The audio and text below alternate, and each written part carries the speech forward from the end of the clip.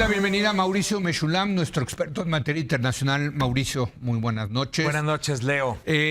Noche electoral el próximo martes. Así es. Digo, ya se empezó a votar, la verdad, pero se cerrará la elección ya el martes. Sí. Pero te invité porque nos mandaste en un chat que tenemos un comentario, me parece muy interesante, de que no descarten el tema de Israel y de Irán como un factor de sorpresa último para las elecciones. Así es. Recordemos que Israel atacó Irán el pasado fin de semana. Sí, correcto. Fue un ataque que primero se construye una narrativa intentando señalar que fue un ataque limitado, muy preciso en contra de objetivos militares, es decir, no objetivos nucleares, no objetivos energéticos, no gas ni petróleo.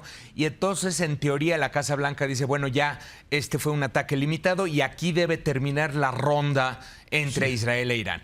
Y vimos que de parte de Irán también se empieza a minimizar el ataque. Este ataque, en su mayor parte, dicen desde Irán, las agencias oficiales, dicen, en su mayoría fue derribado por las defensas antiaéreas iraníes y no generó ninguna clase de daño importante, el daño es muy limitado. Pero pasados unos días empezamos a ver cómo se empieza a construir una narrativa un poco diferente a esa, porque aquella narrativa sugería que Irán ya no tenía intención de responder. Si acaso respondía, lo iba a hacer de forma muy limitada. Pero entonces, entre el ayatolá Ali Jamenei, recordemos que en Irán quien manda es el líder supremo de la revolución, no el presidente, el ayatolá Ali Jamenei, dice, este ataque efectivamente no debe ser exagerado, pero tampoco debe ser minimizado. Y a partir de eso empezamos a ver cómo en ciertos medios se empieza a discutir de que Irán se está dando cuenta que el daño fue bastante mayor. Y no necesariamente significa que se empezó a dar cuenta a partir del lunes, martes. Significa que muy probablemente empezaron a estimar que sí tenían que responder en contra de Israel. Y entonces ya vemos, yo te diría, los últimos 3 días construyéndose desde el sector de analistas hasta incluso dentro del propio discurso que va manejando Irán, el propio presidente, que si bien no tiene la última palabra, pues es un vocero, dice, Irán tiene todo el derecho de responder y lo hará con contundencia. Entonces, se empieza a filtrar cada vez más en distintos espacios mediáticos que Irán sí está pensando una represalia en contra de Israel, que no necesariamente es una represalia menor o limitada como lo estábamos estimando el fin de semana pasado.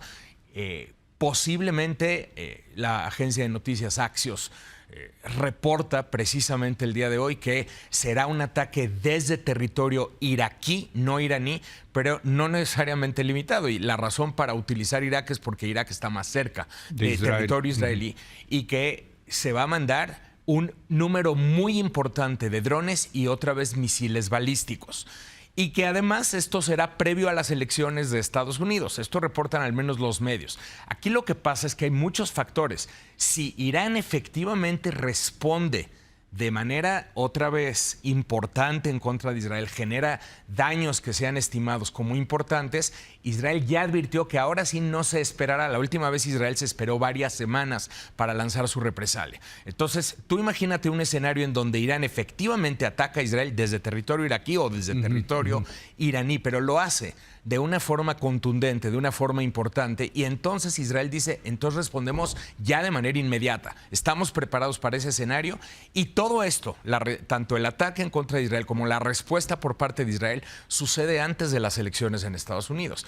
Esto está siendo aprovechado por Trump, lo vimos el fin de semana pasado, para intentar generar pues todavía algún tipo de balance a su favor en este último sector de votantes que todavía pudiera estar indeciso y que puede ser determinante. Digo, es difícil saber cómo va a jugar, pero lo que sí te puedo decir desde ya es que Trump todo el fin de semana estuvo diciendo, Biden es tan débil, y además dice, Biden y Kamala Harris son tan débiles que si por ellos hubiera sido, Israel simplemente se cruzaría de brazos y les lloverían las bombas encima de su cabeza y no harían nada. Y nadie respeta a Estados Unidos y si yo fuera presidente lo que está sucediendo no pasaría. Entonces, si en un escenario escalatorio Donald Trump decide de último momento utilizar este discurso, puede tener un impacto sobre determinado voto, sobre determinadas personas que están ubicadas, sabemos, en los 7 estados que son clave, que pueden terminar de definir la elección. Donald Trump habla sobre una posible tercera guerra mundial que suena muy fantasiosa y suena a sacar el petate del muerto, ¿no? Para asustar a la gente. Pero bueno, más que una tercera guerra mundial sería lo que está pasando en Medio Oriente y obviamente en Ucrania, ¿no? Claro, porque en Ucrania ya tienes tropas de Corea del Norte. Sí, increíble eso. No, o sea, tienes tropas de Corea del Norte y hay una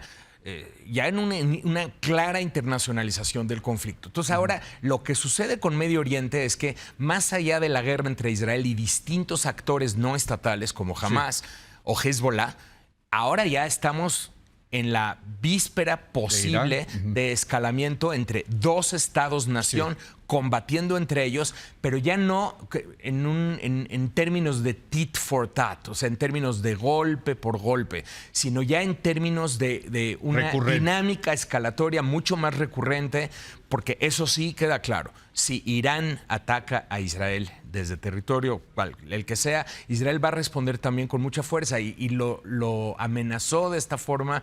El gobierno israelí dijo, esta vez nos limitamos, es decir, atacamos instalaciones militares no nucleares ni petroleras. Entonces, un poco el mensaje es, si de verdad vamos a entrar en una dinámica escalatoria, posiblemente Israel va a atacar ahora sí instalaciones petroleras o nucleares, no lo sé. Mauricio, me quedan 30 segundos. ¿Qué quiere Benjamín Netanyahu? Que gane Trump. Que gane Trump. No tiene la menor duda al respecto y una de sus estrategias ha sido prolongar precisamente todo esto hasta tiempo electoral para intentar favorecer a quien percibe como su aliado más cercano dentro de todo. Aunque han tenido diferencias. Tuvieron diferencias porque Netanyahu se apresuró a reconocer la victoria de Biden y felicitarlo. Pero como lo hicieron, pues la mayor parte de mandatarios del mundo, claro. Y Donald Trump se enojó, eso sí. Pero ya pasado el tiempo, sí te puedo asegurar que viene, si es que gana Trump, definitivamente viene un periodo de acercamiento entre Trump y Netanyahu que va a buscar beneficiar los intereses específicos de ese primer ministro y de su visión de cómo se están llevando las guerras. Como se dice, Dios los hace y ellos se juntan. Pues sí. Gracias, querido Mauricio. Así es. Muchísimas gracias. Y muchas gracias a usted. Muy buenas noches.